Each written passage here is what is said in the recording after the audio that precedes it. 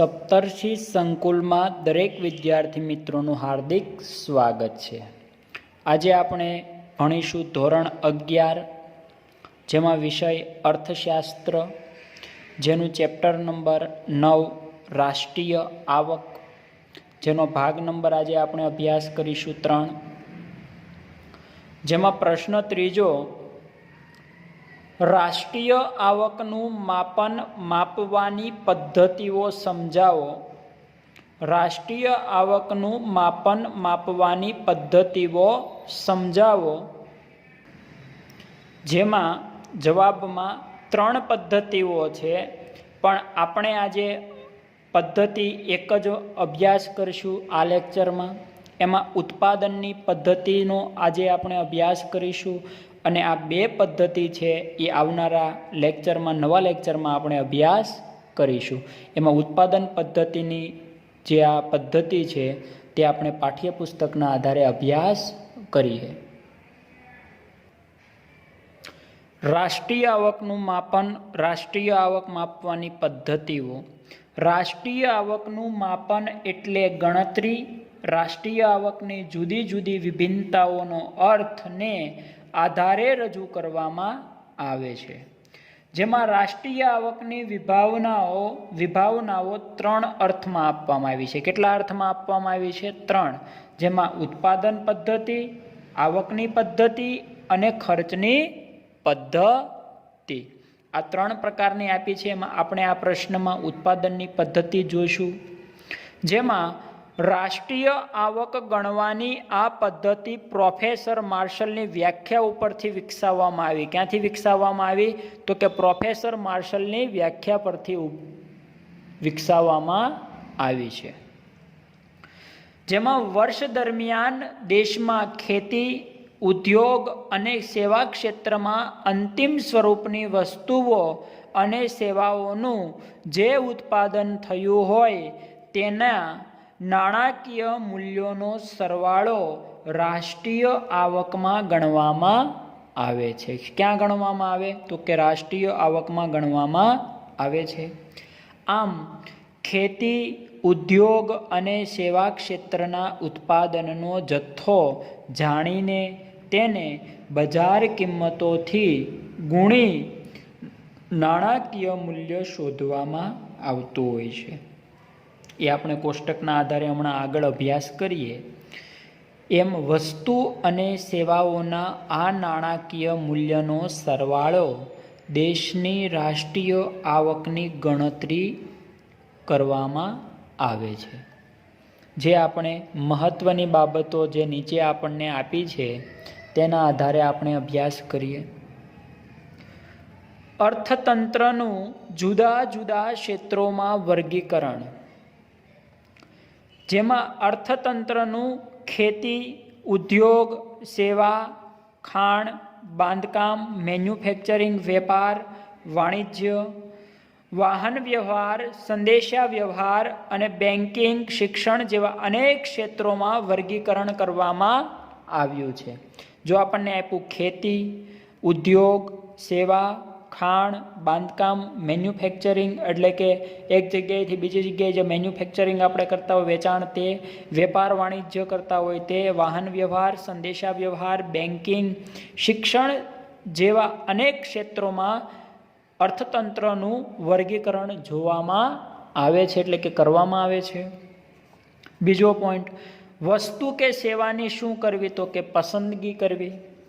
અર્થતંત્રમાં જુદા જુદા ક્ષેત્રોમાં ઉત્પન્ન થતી માત્ર અંતિમ વપરાશની વસ્તુઓ અને સેવાઓને ગણવામાં આવે છે, જેમાં વચગાળાના ઉપયોગની વસ્તુઓ ગણવામાં આવતી નથી। વચગાળાની ગણવામાં આવતી નથી।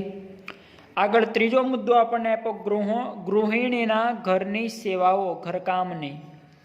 તો ગૃહિણીના ઘરકામની સેવા બજારમાં કોઈ જગ્યાએ વેચાતી જોવા મળતી નથી। તેનું નાણાકીય મૂલ્ય માપી પણ શકાતું નથી। તે રાષ્ટ્રીય આવકમાં ગણવામાં પણ આવતું નથી કે જે ઘરમાં સ્ત્રી વાસણ ધોવે છે કે કપડાં ધોવે કે જે કાંઈ કાર્ય કરે છે તેમાં તે ગૃહિણીના ઘરકામની સેવા કોઈ ક્ષેત્રમાં ગણવામાં આવતી નથી. સ્વવપરાશ, ચોથો મુદ્દો, સ્વવપરાશ માટે ઉત્પન્ન થયેલ વસ્તુઓ બજારમાં વેચાતી નથી, તેનું નાણાકીય મૂલ્ય આંકી શકાતું પણ નથી, માટે તે પણ રાષ્ટ્રીય આવકની ગણતરીમાં લેવામાં આવતું નથી. સ્વવપરાશ એટલે પોતે. તો ભારતમાં ખેડૂતે સ્વવપરાશ માટે રાખી મૂકેલ અનાજ અપવાદ તરીકે રાષ્ટ્રીય આવકમાં ગણતરીમાં લેવામાં આવતું નથી. કારણ કે જે કાંઈ મેં અનાજ ઉત્પન્ન કર્યું છે, વધારાનું જે ઉત્પાદન કરેલું છે અનાજ, તે હું શું કરું તો કે વેચાણ કરી દઉં છું. પણ જે વસ્તુ એને ઘરે જોઈએ છે અનાજ, એ સ્વવપરાશમાં ઉપયોગી લેવામાં આવે. એટલે સ્વવપરાશ ઉપયોગીમાં લેવામાં આવતું હોય એટલે ગણતરીમાં લેવામાં આવતું નથી. પાંચમો મુદ્દો, સંરક્ષણ પોલીસ.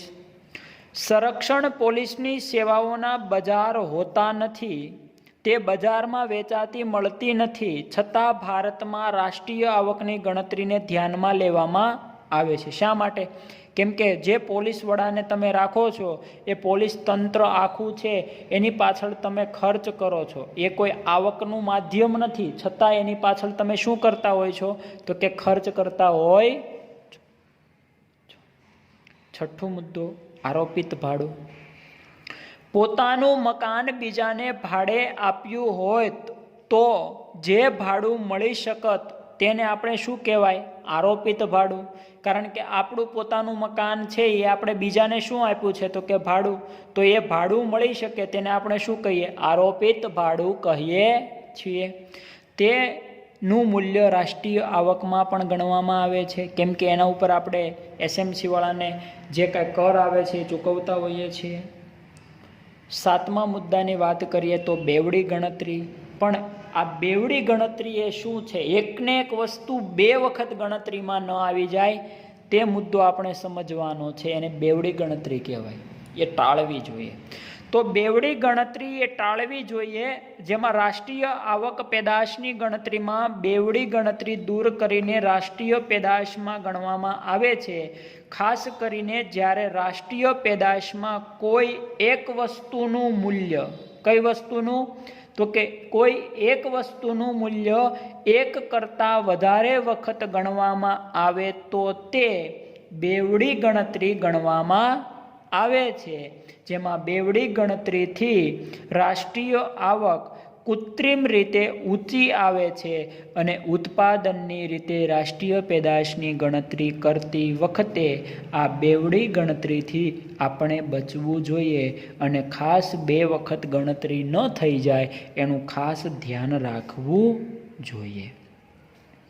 જો રાષ્ટ્રીય પેદાશમાં વર્ષ દરમિયાન ઉત્પન્ન થયેલ લોખંડ, તેમાંથી બનેલ યંત્રો એમ બંને વસ્તુનું નાણાકીય મૂલ્ય માપવામાં આવે તો તેને બેવડી ગણતરી કહેવાય. કેમ કે એક વખત એમાંથી શું ઉત્પાદન થઈ ગયું તો કે લોખંડ. પછી તમે યંત્રોને પણ તમે સાથોસાથ ગણો, એનો પણ વજન ગણો.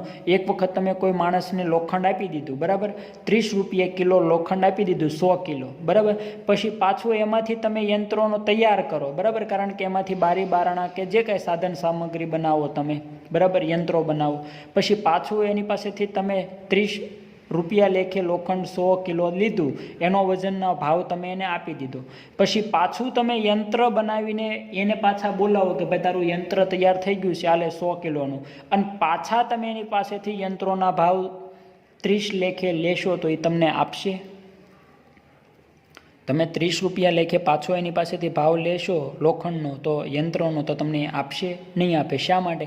કેમ કે તમને એની પહેલેથી 30 રૂપિયા લેખે લોખંડનો ભાવ ભરપાઈ કરી દીધો છે, આપી દીધો છે. તો હવે જે કાંઈ તમારે લેવાની છે એની પાસેથી શું લેવાની તો કે મજૂરી લેવાની જ નીકળે છે. જે કાંઈ તમે યંત્રો બનાવ્યો કે બારી બારણા કે જે કાંઈ બનાવ્યા તેની મજૂરી જ લેવાની નીકળે છે. એટલે આ ખાસ તમારે યાદ રાખવાનું છે કે બેવડી ગણતરી ન થઈ જાય. તો એમ બંને વસ્તુનું નાણાકીય મૂલ્ય ગણવામાં આવે તો બેવડી ગણતરી છે, કારણ કે યંત્રોના મૂલ્યના લોખંડનું મૂલ્ય સમાયેલું જ, યંત્રોના મૂલ્યમાં જ લોખંડનું મૂલ્ય સમાયેલું છે. એટલે તમે બે વખત ગણતરીમાં કે બે વખત કોઈની પાસેથી પૈસા લઈ શકતા નથી. એટલે કે જો લોખંડનું મૂલ્ય પણ ગણીએ અને યંત્રોનું પણ મૂલ્ય ગણવામાં આવે તો લોખંડનું મૂલ્ય 2 વાર ગણાય. આવી બેવડી ગણતરી દૂર કરવાના 2 ઉપાયો નીચે મુજબ આપ્યા છે. એમાં પહેલું, માત્ર અંતિમ વસ્તુનું મૂલ્ય ગણવું જોઈએ. કારણ કે યંત્રમાંથી જે વસ્તુ આપણે યંત્ર બનાવીએ, બરાબર, આ લોખંડ લીધું, એ લોખંડનું યંત્ર બની જાય, પછી આપણે એના યંત્રના મજૂરીના જે કાંઈ પૈસા એકસાથે દેવાના નીકળતા હોય એ દઈ દેવાના, તો બેવડી ગણતરી ન થાય. આ પદ્ધતિમાં અર્ધ તૈયાર વચગાળાનો ઉપયોગ ધરાવતી વસ્તુનું મૂલ્ય ગણવાને બદલે માત્ર યંત્ર જે અંતિમ સ્વરૂપનું છે તે અને તેમાં લોખંડનું મૂલ્ય સમાયેલું છે તે, એમ બંને ભેગું થઈને જ્યારે આપણી પાસે આવે ત્યારે એનો ચોખ્ખો હિસાબ જે થતો હોય, ચોખ્ખો હિસાબ જ એને આપણે આપવો જોઈએ. તેના નાણાકીય મૂલ્યને ગણવામાં આવે છે. તો બેવડી ગણતરીનો પ્રશ્ન પણ ધીમે ધીમે ઉકેલાતો જતો હોય છે.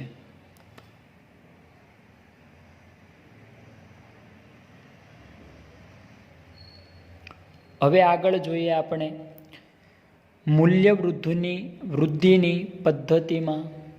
તો કે ઉત્પાદન પ્રક્રિયામાં જ્યારે વસ્તુ કે તબક્કામાંથી બીજા તબક્કામાં જાય ત્યારે તેનું નાણાકીય મૂલ્ય વધતું હોય છે.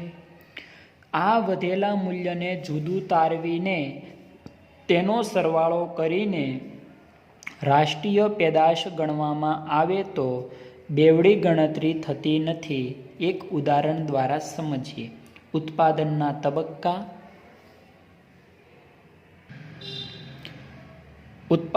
તબક્કા, વેચાણ આવક, સાધન ખર્ચ, મૂલ્ય વૃદ્ધિ. તો આપણને આ બાજુ રૂ, સૂતર, કાપડ, આ બધું એક જ માંથી કાપડ તૈયાર થાય. પહેલાં રૂનું સૂતર બને, સૂતર બન્યા પછી એનું શું બને? કાપડ.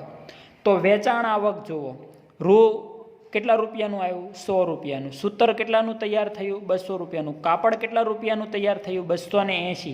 એમ કુલ કરીને કેટલા રૂપિયા થયા? 580 રૂપિયા થયા. તો એમાં સાધન ખર્ચ કેટલો ગણવામાં આવ્યો રૂ માટે? તો કે 0 રૂપિયા. સૂતરમાં કેટલો સાધન ખર્ચ લાગ્યો? તો કે 100 રૂપિયા. કાપડમાં કેટલા રૂપિયા લાગ્યો? તો કે 200 રૂપિયા. કુલ કેટલા રૂપિયામાં તૈયાર થયું? 300 રૂપિયામાં. બરાબર.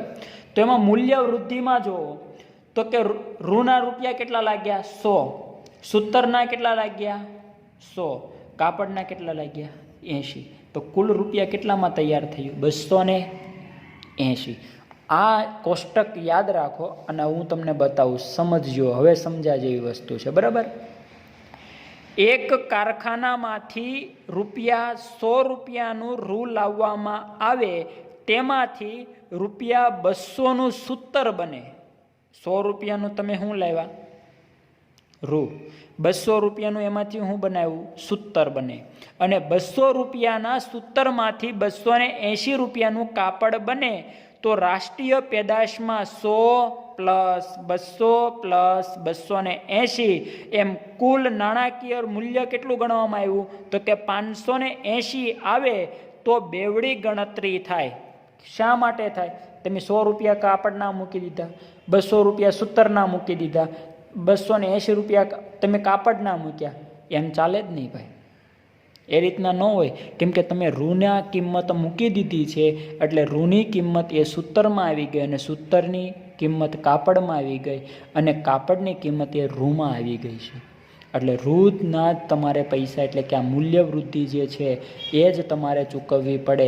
જે ઉપરના એની જે ગણતરી પ્રમાણે જે રૂપિયા એટલે કે જે તૈયાર કરવામાં જે કાંઈ ખર્ચ લાગે એ ખર્ચ જ તમારે એને ચૂકવવો પડતો હોય છે, વધારાનો ચૂકવવો પડતો નથી. હવે જુઓ તો રૂ, સૂતર અને કાપડ બંનેમાં સમાયેલું છે. રૂ, સૂતર અને કાપડ બંનેમાં સમાયેલું છે. તેથી રૂનું મૂલ્ય 3 વાર ગણાય. કેટલી વાર ગણાય? 3 વાર ગણાય.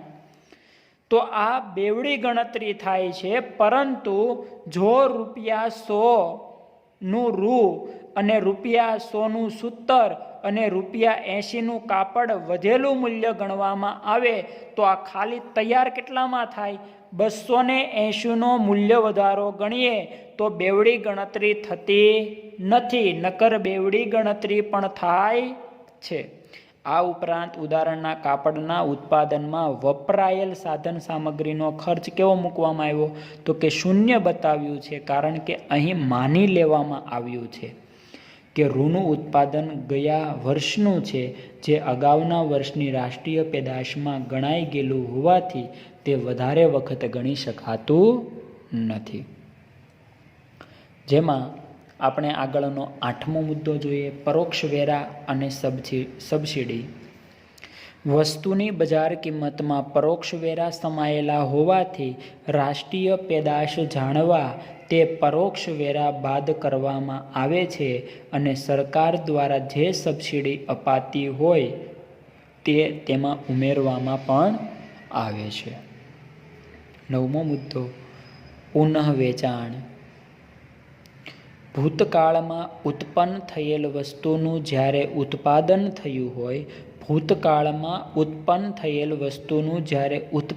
થયું હોય ત્યારે રાષ્ટ્રીય પેદાશમાં તેનું મૂલ્ય ગણાઈ ચૂક્યું હોય. તેથી હવે આ વસ્તુ જો ફરીથી વેચવામાં આવે તો તેનું મૂલ્ય ગણવાતું નથી અને જો ગણીએ તો બેવડી ગણતરી થાય છે. જેમ 2000ના વર્ષમાં ખરીદેલું મકાન કોઈ આજે વેચે તો તે વેચાણ રાષ્ટ્રીય પેદાશમાં ગણવામાં આવતી નથી, કેમ કે જ્યારે વેચાઈ ગયું ત્યારે તેની વેચાણ કિંમત રાષ્ટ્રીય પેદાશમાં ગણાઈ ગઈ હતી, એટલે બીજી વખત ગણવામાં આવતી નથી. 10મો, ઘસારો બાદ કરવો.